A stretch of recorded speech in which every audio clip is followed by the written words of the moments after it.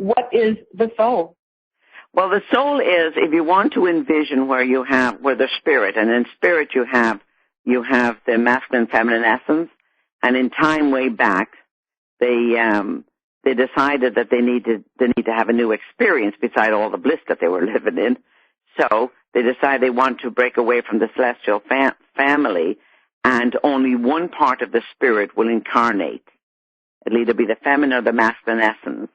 And then they were given the gift. They got the blueprint for the soul, which of course holds the gift of light, energy, love, free will, creation, and the law of creation. And that's the life energy of the soul with a universal consciousness to record all the experience for you, to access all your healing tools, to, right all the wrongs, heal all the wounds, and love all creation. And it's through that memory that we're connected to God or the goddess, or both, whichever person's belief it is. And we're forever connected there until we return there. That's really the soul's purpose, is to experience life and to have no judgment on it, and just to create love, and then to balance all the energy and do whatever healing needs to be done from lifetime to lifetime. Okay. And so the soul is just an aspect of your eternal God. It's a huge aspect, yes. It's almost, you know how when you're walking in the sun and your shadow is there? Yes. And your shadow moves behind you, it moves beside you, it moves in front of you, it gets bigger, it gets smaller. Well, the soul is kind of like that as it collects all your memories and your experiences. Now, you said something that caught my attention, because you said that the male or the female will incarnate at different times, different aspects of your soul. Then what are people calling their twin flame? Because they believe that, well, your twin flame, is it not both the male and the female incarnated at the same time? It's very rare that twin flames will incarnate at the same time. They will do that for a specific purpose, that they come to this earth to enlighten people and to achieve something. Mm-hmm. They rarely ever do it together. To my knowledge, they rarely ever do it together.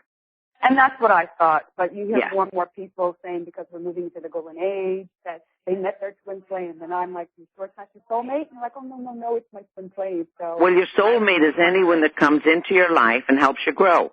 So we have lots of soulmates. Absolutely. And they can be enemies, or they can be lovers, or they can be friends, or whoever they are. They're all there to force us to grow. Mm-hmm. And if we could see them as that spiritual gift, it would take the personality ego out of the whole thing. Okay, so are we all born with the soul? That's really interesting. Well, from my guides that I work with, and I only work with ascended masters, all the earth souls we have. Earth was created for human beings and for the soul journey on it. But then there's lots of other universes that have other different type of beings that don't have a soul. And they might fit into the category of, they might be antisocial, or they might be psychopaths, they might be sociopaths, because they're void of all feelings. Okay? And the soul is a feminine essence that feels. All souls are feminine. They do all the feeling. They do all the creating. And if you feel if you feel to a great depth, you know your soul is talking to you. Absolutely. Yeah. And some people shut down the feelings because of they experience trauma in their lives when they're children. They have to shut down to protect themselves. And then part of the healing journey is, for some of the people that come to me, is finding out where they shut down and then help them to heal their journey and how to look at it. So now, another thing that I want to ask you is, explain to me this hierarchy, if that's such a thing. I understand that your soul is above you, then your higher soul, your essential soul, and then your oversoul. Is that an accurate statement? Well, for me, it's all the one soul. It's just different levels of growth. Okay. Let's say you start off, I do a workshop that has to do with the 7 healing rays of the soul. And each ray is a different color, and we come in on a ray on a specific lifetime. And we start off our very first incarnation as an infant soul. And oftentimes an infant soul will pick a climate that's warm and doesn't require an awful lot to survive.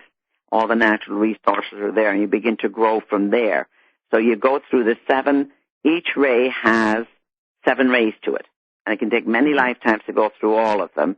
And then depending on, you go back, of course, when you pass over, you have to go through the Hall of Remembrance to look at your experience and what you need to correct. And because free will is involved in everything, and nobody, God, the goddess, nobody interferes with your free will. Mm-hmm. So, we create everything that we are, and if we learn it, we can uncreate it. We can unlearn the things that we need to do. Mm-hmm. When we go for the higher good, then that's when we really begin to express our soul's purpose, when we go for the higher good. For, let's say, like you're in a group or in a conversation, or sometimes you have to just keep your mouth shut because it's the right thing to do and it's for the higher good. Mm-hmm. And that's very difficult for a lot of people, including me. So that helps to open up more light to come in, so you can begin to realize that there's a process going on. And so then these different layers, would they equate to the higher self, the essential soul self, and the oversoul? Yes. I'm not sure what the oversoul is. The only thing I can think about the oversoul would be where you're ready to ascend. Yes. Mm-hmm. Yeah. When you get to that, I'll tell you what it is. I just got a message to tell you what it is. The oversoul is like the master soul. Mm. I will give you an example. Like Gandhi was a master soul. Jimmy Carter is a master soul. Martin Luther King was a master soul. It was a master soul. Mm. Anyone that comes with that kind of power and no fear, they're master souls. Mm-hmm. And they've spent many, many lifetimes building up that wall of protection where their ego is not invested on what people think about them. They're here for a purpose, and it's like with Jimmy Carter, let's say, the presidency exposed him to what his real mission was, which is the Habitat for Humans. He builds the houses. Mm-hmm.